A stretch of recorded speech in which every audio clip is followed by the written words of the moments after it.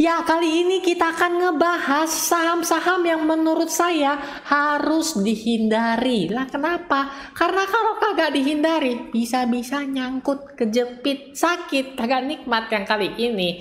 Nah, kebetulan juga ini diminta di request sama teman-teman kita seperti ini. Nah, kok coba analisa saham Jati, aku nyangkut tuh kan, nyangkut kan.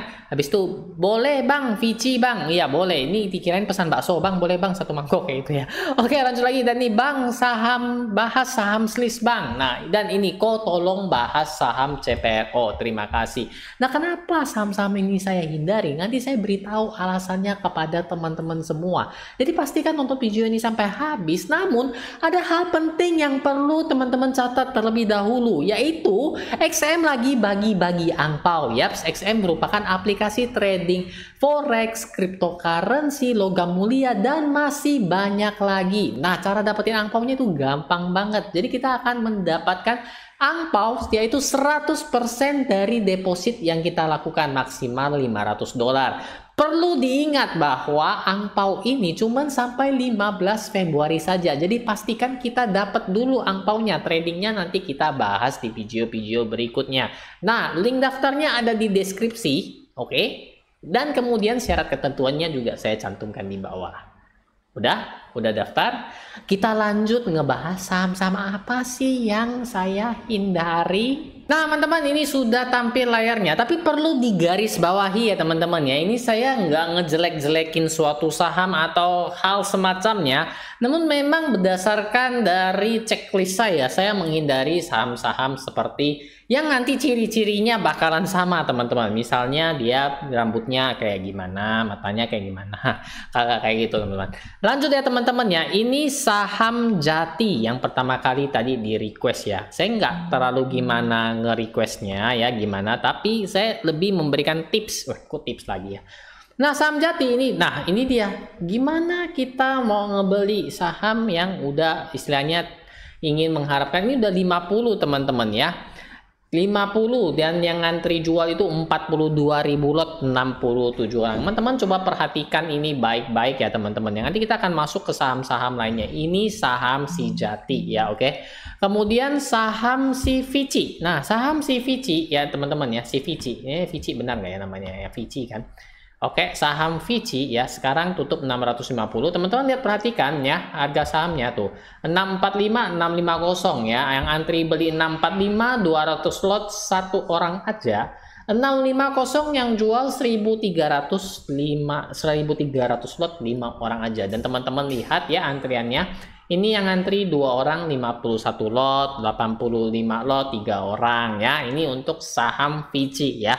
Kayaknya kalau teman-teman yang sudah nangkep ini udah kecium. Oh saya tahu Hyung tuh checklist mana saham-saham yang dihindari ya. Yang kalau sudah tahu boleh langsung tulis di komentar ya, karena ini kuis tidak berhadiah ya. Ya kan memang tidak berhadiah. Berarti teman-teman cepet nangkepnya ya. Kalau belum nggak apa-apa. Kita lanjut ke saham yang ketiga yaitu Slis ya. Slis ini teman-teman coba lihat ya. Coba lihat ini sekarang Slis posisinya. Oke, kita lihat ini ya 55 ya teman-teman ya, 55, dan ini dia ada 70-an ya, 15-an ribu lot, dan 56 nih yang jual satu lot satu orang aja ya kayak gitu ya teman-teman ya. Dan ini harganya ya yang diperdagangkan ketika video ini dibikin. Oke, Slis sudah. Dan yang keempat tadi adalah saham CPRO. Ini CPRO lagi-lagi di sini teman-teman. Oke, CPRO tuh lihat ya. Harganya di 52, sekarang 51, 50 ya. Yang antriannya ini wah, yang antri beli banyak banget loh teman-teman loh, ratusan orang, 400-an ribu lot ya, 51, 52 ya.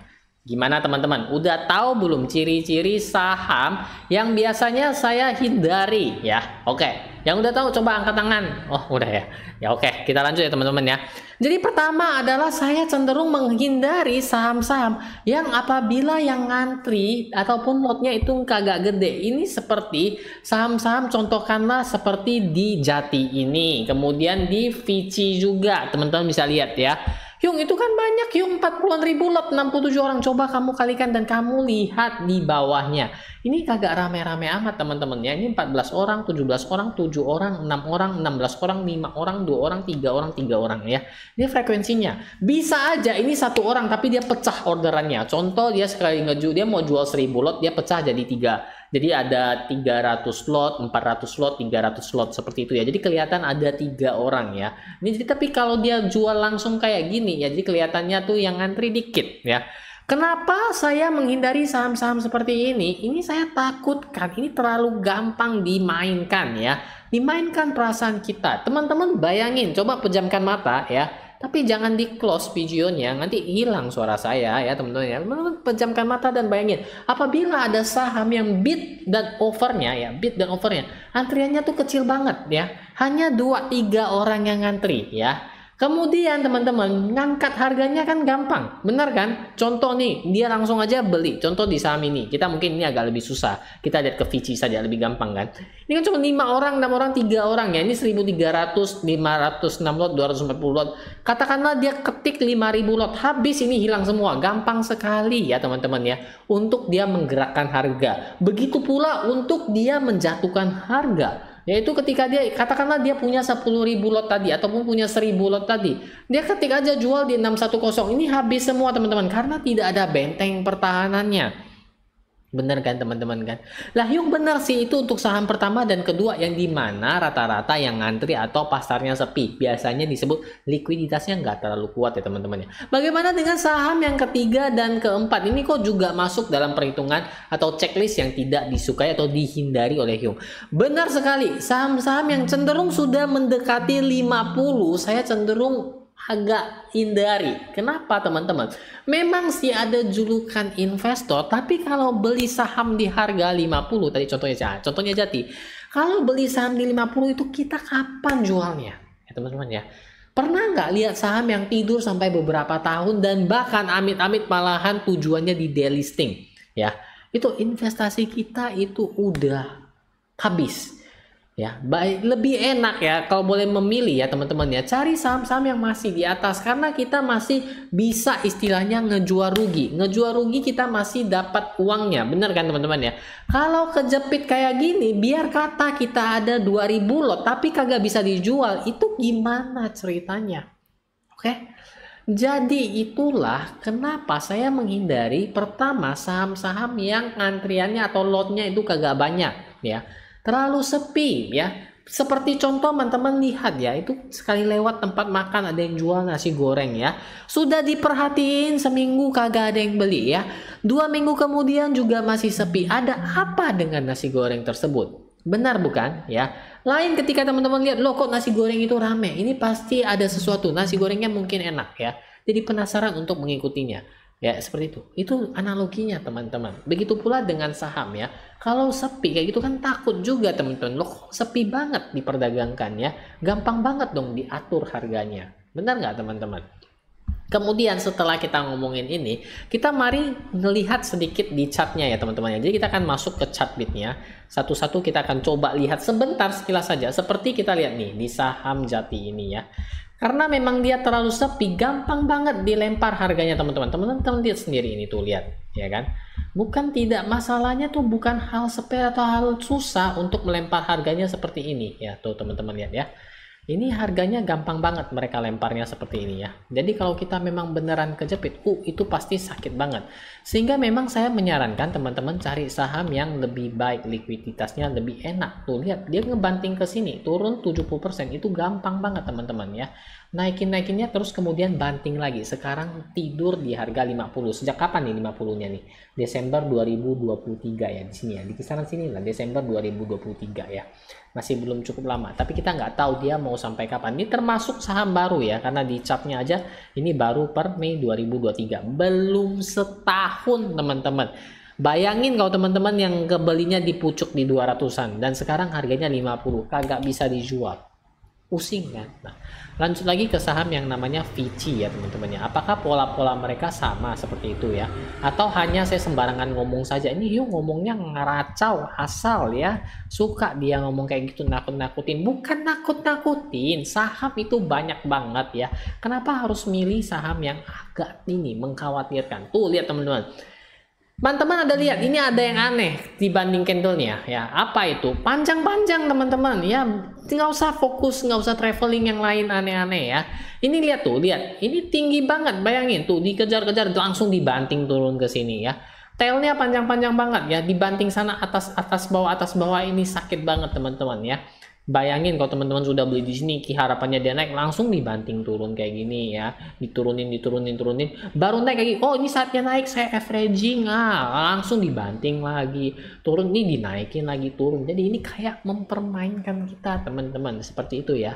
Bagaimana juga dengan slice ya. Ini jadi saya nggak terlalu menganalisa per saham, tapi lebih banyak ke pola-pola saham yang saya hindari. Tuh lihat, long term downtrend teman-teman ya, ini sepi banget tuh, lihat candlenya ini ketahuan kan.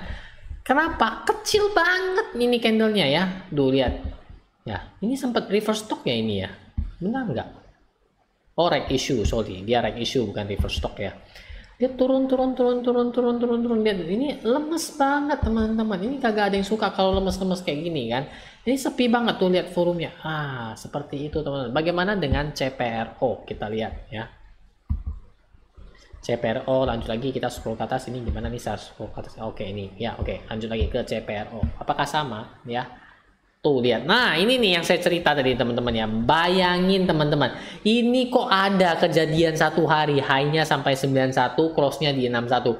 Bayangin teman-teman, nyesek nggak kalau orang beli yang di atas harga ini tinggi banget, ya kan? Lihat candlenya, ini juga candle tuh, lihat tuh teman-teman, lihat aja ini candlenya ini kecil-kecil kayak gini, tipis-tipis banget. Jadi ini bahaya banget teman-teman ya. Tuh lihat, sekali dibanting nggak alang-alang ya, jadi udah naik terus seperti yang tadi saya sempat sebutkan kan. Gampang banget harganya dipermainkan ya, seperti seorang playboy mempermainkan hati wanita ya. Itu nggak baik teman-teman ya. Dibanting begitu saja, dibanting kemudian gini, lihat nih harganya. Jadi seolah-olah harapannya duit kita berkembang, malahan ikut tidur di saham tersebut. Inilah kenapa saya menghindari saham-saham seperti ini.